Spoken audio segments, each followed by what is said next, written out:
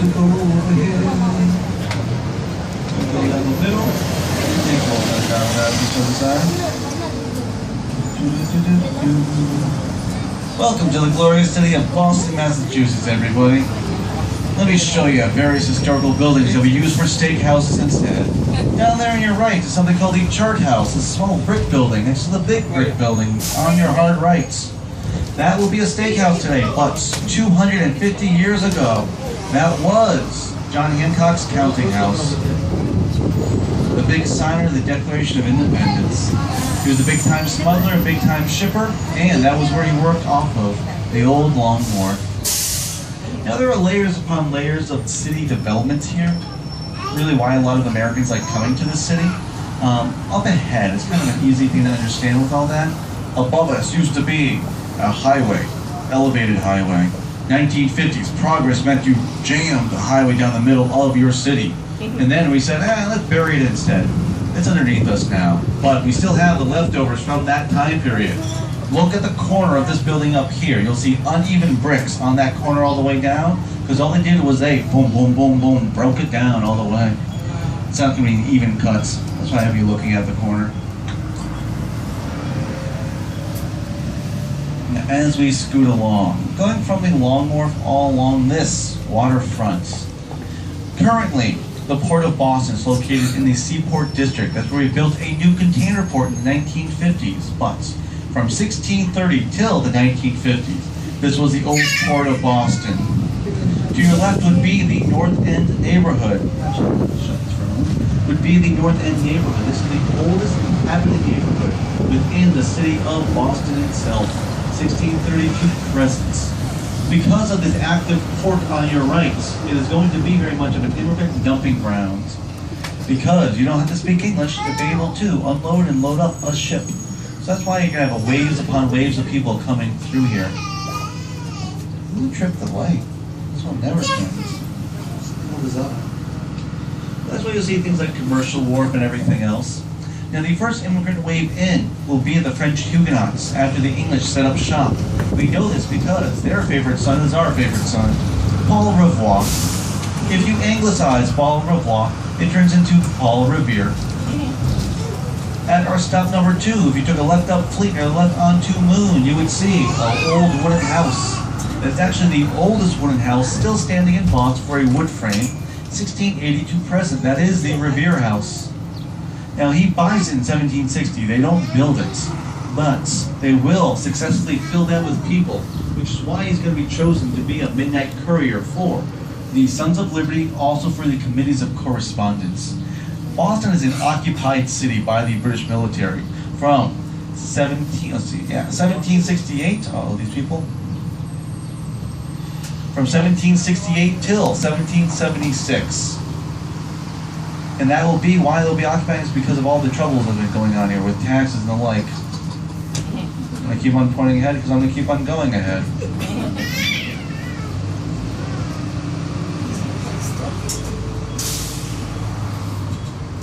But no troops were put in Paul Revere's house. Why is that? Because he carried on proudly with his French heritage and was a great lover.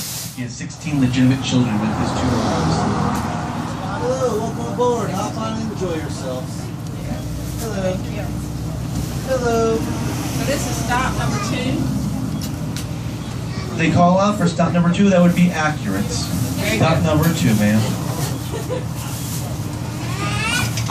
Now, as we do sit here, I was talking about, that's Fleet Street to your left, there's another left on 2. What am I thinking about? Moon. Now, for the folks that just hopped on, did you go say hi to the Paul Revere House? Now, what is the difference between the Paul Revere House and most of the buildings around it, structurally looking at it? Thank goodness you saw that. The rest of it's pretty much brick, which is why you can always tell where the Paul Revere House is. Somewhat obvious. We're all set to go, right? Thumbs up all around? Yes. Nice. When I get a green, I'll do. Now, after that time period, let's talk about this. Do you guys want to hear a whole bunch of colonial history, or would you like to hear a whole bunch of layers of history for this one neighborhood? What would you prefer? So, the next immigrant wave in is going to happen in the 1840s and 50s. Right now, if you could feel, if You could feel the pressure of humanity around you. You feel about 10,000 people. But if this was the 1840s and 50s, it would be 40,000, 4 times as many. And there's actually less housing then than there is today because the wharfs on your right and the commercial sites got turned into condos. Like this down here, this brick building is actually an old power station. It was a coal power station. It used to power most of the trolleys that ran through the north ends. But now it's a whole bunch of nice condos. But this is during the famine back home in Ireland, and that's why we're all coming over to get away from it, to survive. And that's why you're going to have 40,000 living here. After that, you'll have another influx in the late 19th century. You're going to have a lot of Eastern European Jews showing up. After that, you'll have the one that a lot of people bring up a gazillion times, but I'm giving you a whole bunch of layers so you can understand it better. What's about 100 years ago, you're going to have first northern and then southern Italians coming through. Now the mingling of those two cuisines together, because there is a different culinary tradition in those two parts of that country, is going to produce what Zagat highly rates on Hanover and Salem Streets. Those are going to be the highest concentration of the Italian restaurants in the North End. Now, Zagat loves it, it's good food, blah, blah, blah, life is grand. This is from somebody who prefers meat pies to pasta. That's why I'm going to tell you, listen to Zagat.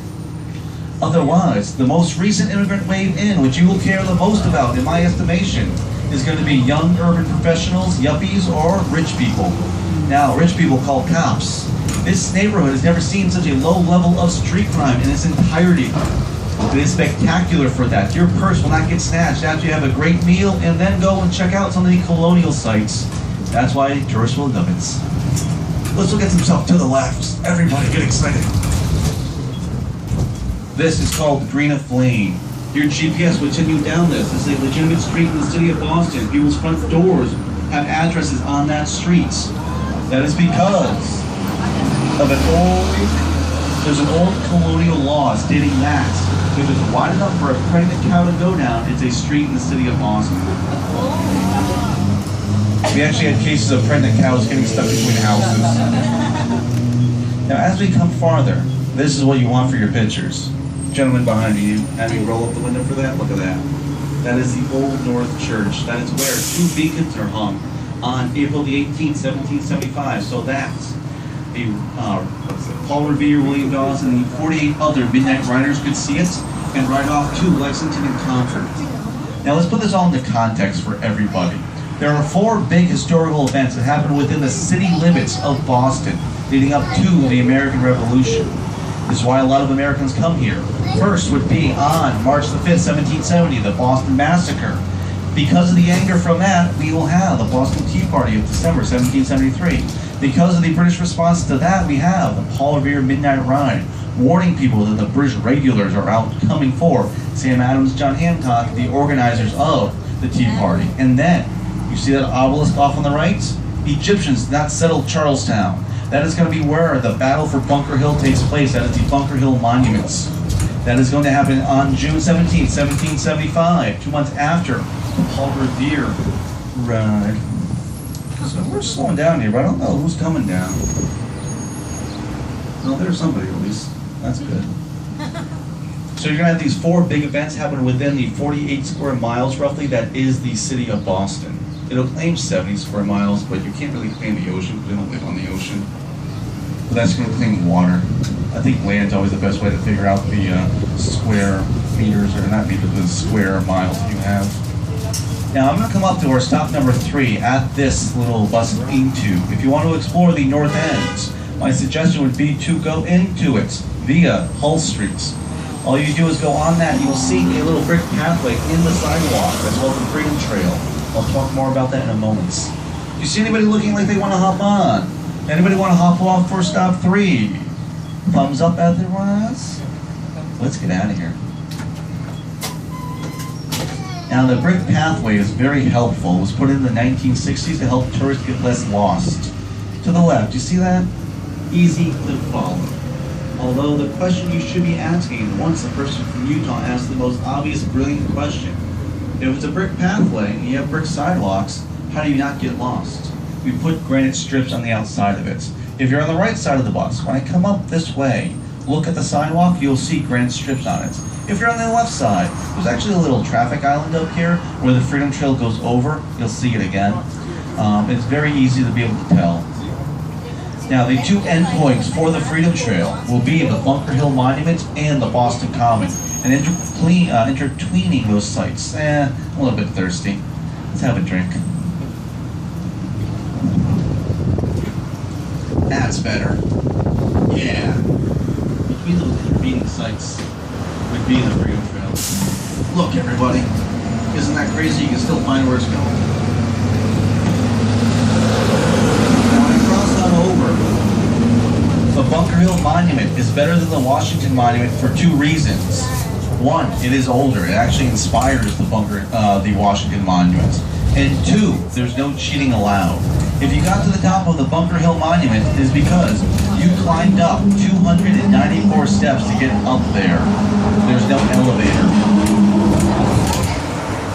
When you cross over the mouth of the Charles River, we're entering into Charlestown, not Charleston. It's Charlestown because we have townies to live here. This is the only neighborhood north of the Charles River that is part of Boston. You actually have Somerville and Cambridge off in the distance. We actually go to Cambridge. That's far away. You downshift to find out what's going on. By the way, the Charles River and Charlestown are both named for King Charles I, one of the shortest monarchs in English history. I can understand why his father was so short, James, because James actually had rickets as a kid. He was also malnourished. The Scots don't respect their kings. But Charles was actually pretty well fed as a kid. Now we've entered into Charlestown. When I take my right, you should be able to see the Old North Church again. That's going to be off in the distance. We used it. By that I mean people like Dr. Joseph Warren used it as a beacon because you could see it from all over the colonial sites of Boston. You'll see it in a moment. You also can see the obelisk and vaguely make out this upper part of Charleston. I'll bring it up to you guys in a moment. Just know that if I can show you the sign for the ferry changes this neighborhood dramatically for the better. In 1995, they started running a ferry service from the docks over at the Navy Yard to essentially the financial district and Charleston, which for a zip code had the highest number of bank robbers and armored car robbers, goes into a very nice neighborhood that it is today. We have our greens. Wow. We'll be able to scoot on in. Forgot to ask. Is there anybody who's the farthest away? I wish somebody in the back would have said me. Oh well. Did you win? Hey, what did he say? Philippines. Philippines. That's next door. What are you talking about? North Carolina. See, yeah, North Carolina is wicked far. Philippines is like, we have islands off this coast. They're islands. Tennessee, volunteer state. That off to your right would be, you can see the tower, little thing. Yeah, that's going to be the Old North Church again. By the way, that tower, that little steeple, is the third one they've had. The first two got blown off during storms. That one's actually fiberglass. Ahead of us will be our stop number 4. This is going to be at the USS Constitution Museum. Right next to it will be the USS Constitution herself, the oldest steel commissioned warship in the world. It's going to be called Old Ironsides because the British, during fighting it during the War of 1812, said, "Huzzah! The sides must be made out of iron because cannonballs would bounce off it." This is not truly accurate about the whole iron thing. It's actually just a young Georgian oak. It was kind of a rush job. It was actually built in the North End. 1797, if I remember correctly, is when it's completed. This is stop 4 for all those interested. Now, for those.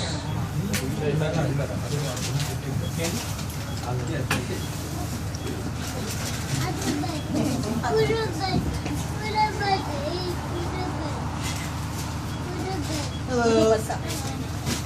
Welcome aboard. Hello. All right. Where are the new people on board from? Georgia. Georgia. Is that